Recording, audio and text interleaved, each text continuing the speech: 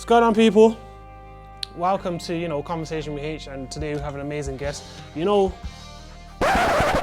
chocolatey. Let's put that out there first and foremost. He's a bit sweaty at the moment because it's hot outside, saying nothing. Obviously the fade ain't fading as much as it was fading before, but that's because this is about a 4 or 5 day old trim. And also, most importantly, he's been in every episode of Conversation with Haych. It's the main man, it's the beautiful, it's the amazing, the husband, the father, the son, the cousin, your friend, me. So today is an episode about me, my beautiful wife, shout out to Sasha, my amazing cameraman, shout out to Just Jones, and myself. We've come up with some questions to ask me, you understand? And I'm just gonna answer them as truthfully, open, transparent, and as honest as possible. So let's go!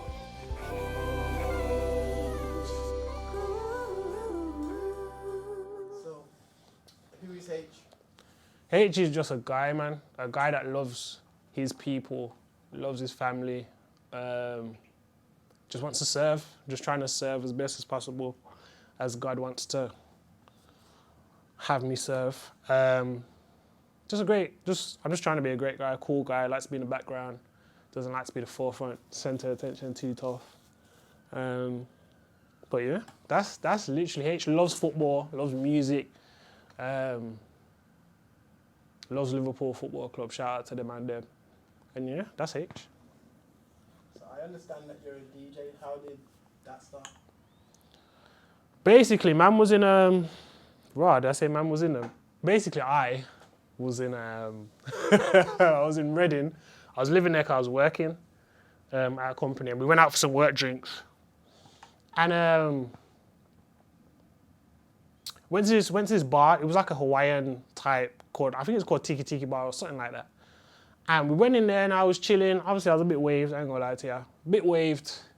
And this DJ was playing a Rihanna song. I wanna say it was like, where have you been? I wanna say it was one of them tunes there. But it was so fast. It was either that or work. One of them tunes, but the tune was mad fast. I was so upset, so frustrated. Bro, I said to myself, hold on. If they can pay my man to DJ and play these tunes double the speed, surely I can do this thing. So anyway, I left in disgust, waved, but in disgust. Went to my flat and I said, you know what? I'm gonna be a DJ. But then I said, you know what? This might be the Southern Comfort talking. So let me go to the gym, work it out, sweat it out, and see what I go on. So I went to the gym, did about an hour, and then I come back and I was like, yeah, I still want to be a DJ. Because if they're paying my man to do that, surely I can do a better job. And that's how I became a DJ. Bought decks that same day. So how long did it take you to get to a point where you felt like you was better than that guy? Oh, immediately. I didn't even need to touch the decks. I immediately thought I was better than that guy. No disrespect, whoever you were. But I was definitely better than you. Before I even put my finger on the deck, I was better than you. Nah, I'm not joking. But it probably took me, what I felt I was at a good standard. It probably took me I probably started DJing like 2013. So it probably took me about, I want to say 3 years. So 2016, I think, was probably one of the best years in terms of my DJ development. And I think in particular, it was this wedding that I had, and there's a difference between like doing an hour set and doing 4 hours at a wedding. So I'm DJing at this wedding, genre after genre, killing the game. And then one tune came on, Temper T Next High came on, and at the end of Temper T Next High, it's got a swear at the end. He goes, are you effing mad? And then I forgot. Tune played it all the way to the end. For what reason, I don't know. I think because everyone was on the dance floor at this point. And it said that at the end, and obviously because I'm a Christian, people at the party were Christians, everyone who was invited were Christians, and they all knew who I was. There was the biggest gasp, and I said, yo, I'm done. It was a good 3 years trying to DJ, but I'm done at this point. And everyone's like, nah, it's cool, just come back. Took a moment outside, went back, did probably another hour and a half, shut it down. So yeah, I think that in 2016, but that particular moment, I feel like, yeah. Like, you reach a good level now. Okay. So now you're DJing. How did Conversations with H come about? So Conversation with H was an idea I had in January 2019. And I was speaking to the cameraman, who's yourself, Josh Jones. I was speaking to him and I was like, yeah, I got this idea, but I don't know when I want to do it. He's like, yeah, cool. Just let me know. So I said, cool. So then July 2019? Yeah, July 2019 came. And I was like, yo, bro, I'm ready to do it. Like, I think it's time. And then the cameraman, was like, yo, I moved to London, you know. I said, oh my gosh. So if you don't know, I'm from Birmingham. The accent should be quite thick. But if you don't know, I'm from Birmingham. So he was like, I moved to London. He was like, I moved to London, sorry. So I said, yo, bro, that's mad. So I can't really start this thing. Then we had an artist called Sean C. Johnson come over. Shout out to Sean C. Baddest neo soul artist. You get me? He came over and I had an opportunity to do like an interview with him, thanks to GR360. And I ended up just turning that particular interview into a conversation with H, and that got released in December 2019. And then I think every month since that point, I've put out some Conversation with H content. So yeah. Okay. So away from DJing and Conversations with H, what else do you get up to? So my first line of, boy, I am sweating, praise God. My first line of employment, or my main employment, is accounting. So I'm a qualified ACCA accountant. You get me? Shout out to my accountants out there. We're not just numbers. You get me? We're not just money. You get me? We're sexy, you know? No, I'm joking. But yeah, so I'm an accountant basically. So I've always been an accountant since I was like 20. Well, I did accounting and finance at uni.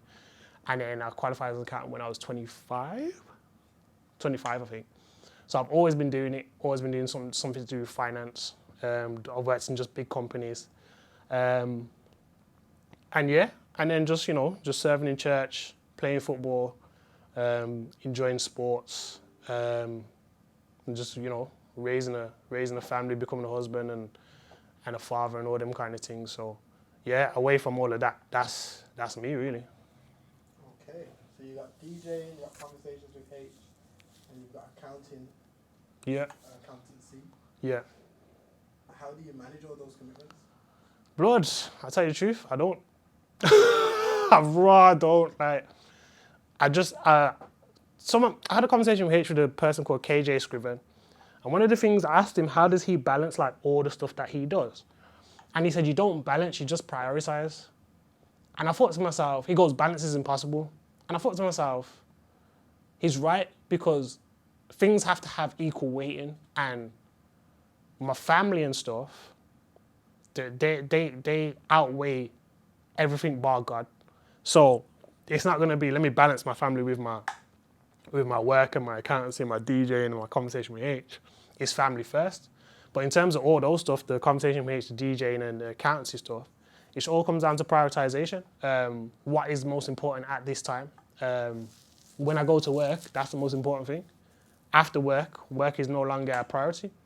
Because the laptop gets closed, like there's no more work to do for that particular day. And then my mind goes off to DJing or conversation with H or whatever it is. So it's not really about balance, it's about prioritizing. So I don't really balance, but I'm learning how to prioritize better.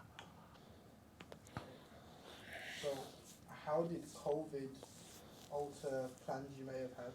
Blood, when I say, let me start off with the DJing thing. I had like 5-6 weddings booked. Now for me, I don't really like, a lot of the bookings that I get is like word of mouth, or people have heard this particular mix, but it's not really like, I'm not really doing events consistently just because of my schedule and stuff. So word of mouth is where I get a lot of my bookings. So I had about 5 weddings booked, all of them just cancelled that year. Now, if you're up and coming DJ, 5 weddings is probably not that much money to you because you're not really charging that much. I'm like a okay, I would consider myself an okay to good DJ. So I'm charging a certain amount, which 5 weddings to me is grands. It's not hundreds of pounds, it's grands. So for me, it was like, yeah, lost that. Conversation with H, I booked like 4 mad, like, when I say the episode link up was mad, I said, yeah, 1 to 4. Listen, I'm blowing from this. Watch me blow. 2,000 views. Watch I get the 2,000 views. And then COVID came, locked off everything. Everyone was like, yeah, I can't do it. Obviously I had to stop the filming process and whatever. And then for that second season, I only had 1 of those 4 people that I'd planned to have just because of it. And then life-wise, COVID like did a madness. So because of COVID, lost my granddad in March, got put on furlough in May, lost my job found out I was losing my job in October, got made redundant in January, didn't have a job for 3 months. All of this while I'm not making no money off no DJing, not filming no Conversation with Haych. And on top of that, I had a baby in May 2020. So I'm adjusting to being a father. So it was good because obviously I could be a father at home and X, Y, and Z and adjust to it. But at the end of the day, like, as a man running a household, when you see that you're starting to not make the same amount of money or at one point not make any money from, doing anything to try and support the household, whilst your wife's on maternity leave, whilst as maternity leave works, you half pay and then statutory and whatever, you start to feel a bit down. So COVID mashed me up in all those different ways that you could imagine, like loss in every which way. So it was mad, bro. It was mad. I don't even know.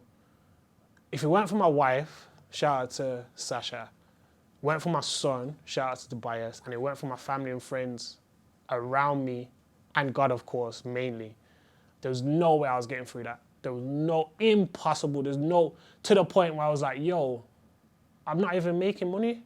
I'm not making money. I'm not bringing anything to the household. This is how I felt anyway. Not making money, not bringing anything to the household. So what am I actually doing? I felt like a bum. Now these times I'm applying for jobs, I'm doing all these kind of things. But bro, I just felt like, am I making the most of my existence on this earth? That was a true question I had to ask myself.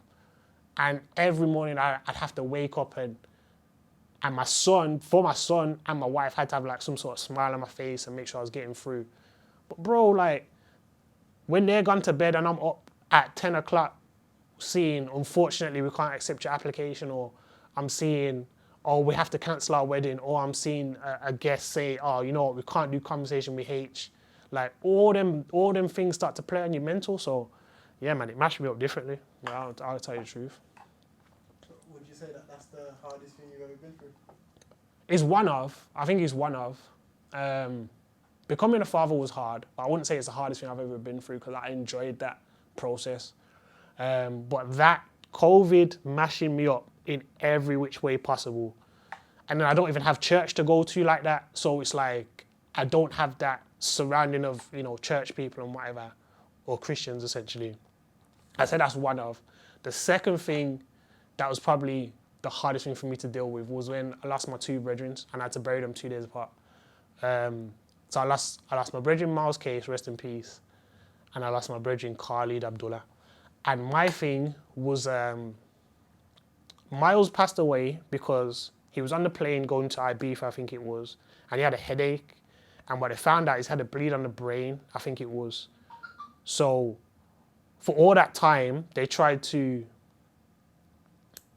He was cool, and then he wanted to go to some sort of party, and he just said, yo, my head's hurting too much, I need to go to the hospital.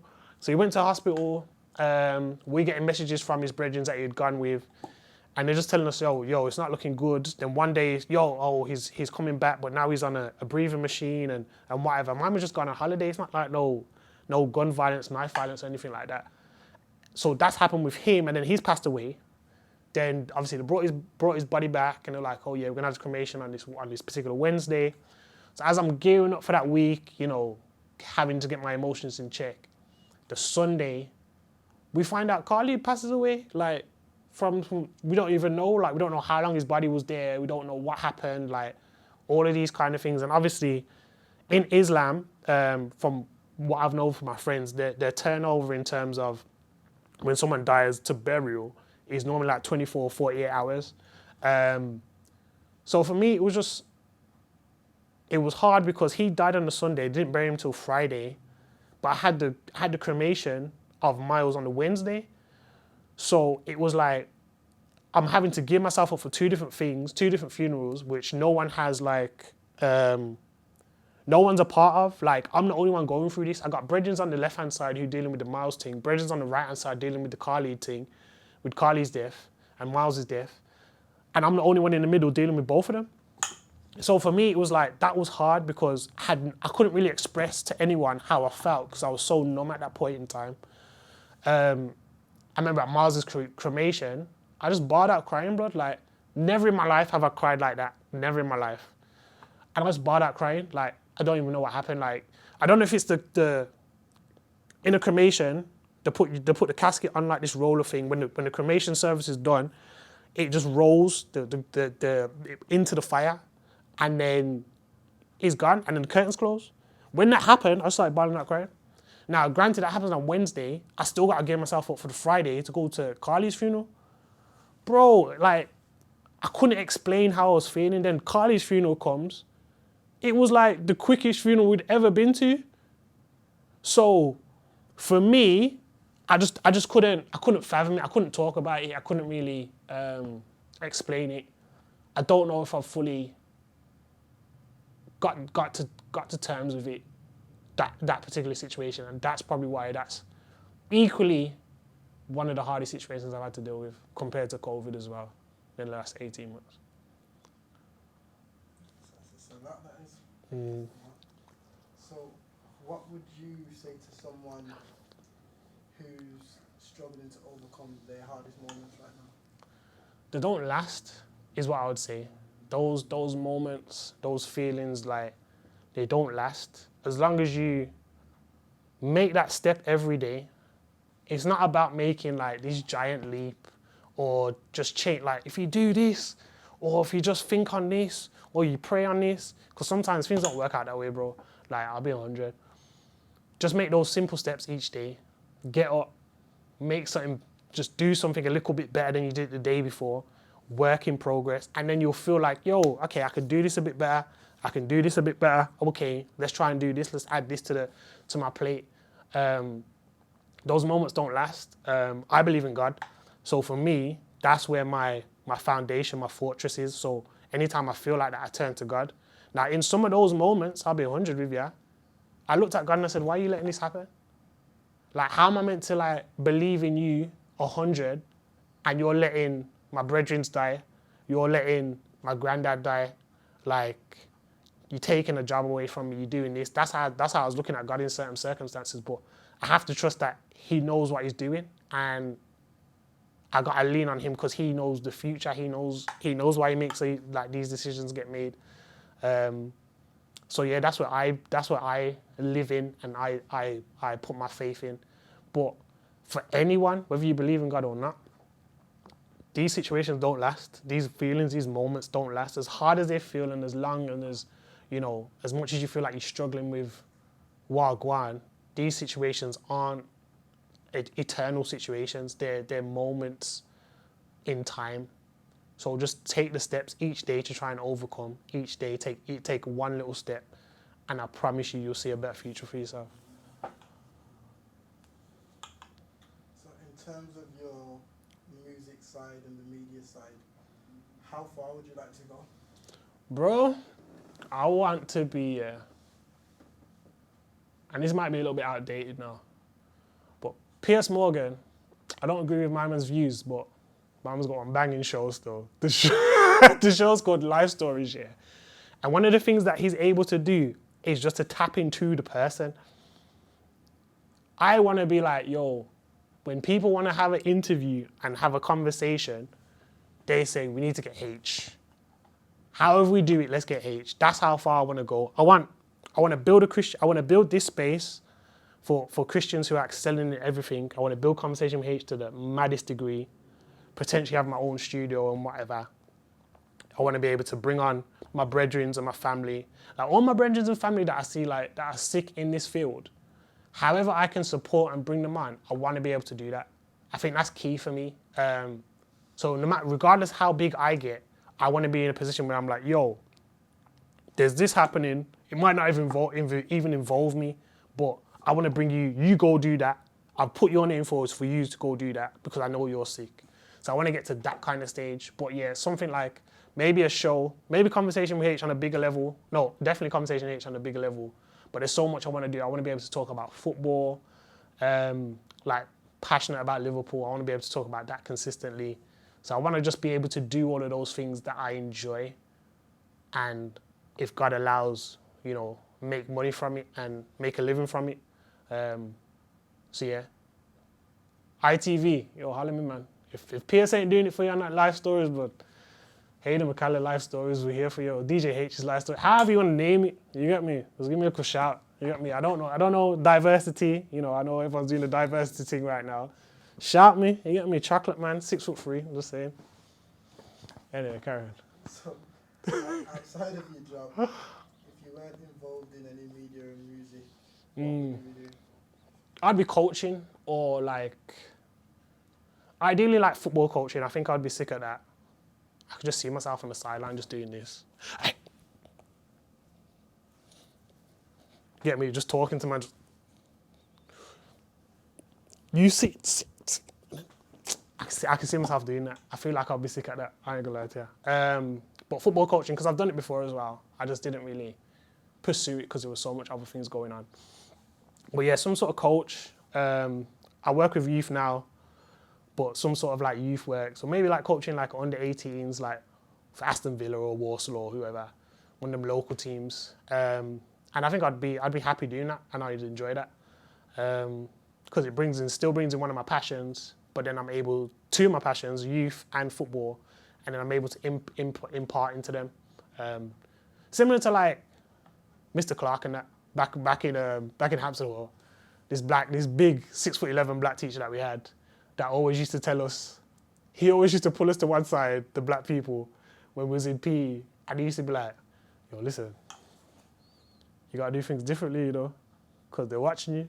Like, you might be good at all these sports things, but when you're in class, you gotta make sure that wagwan with the wagwan. So, on that kind of level, Coach Carter and that, them ones, them levels. I think I'll be good at that.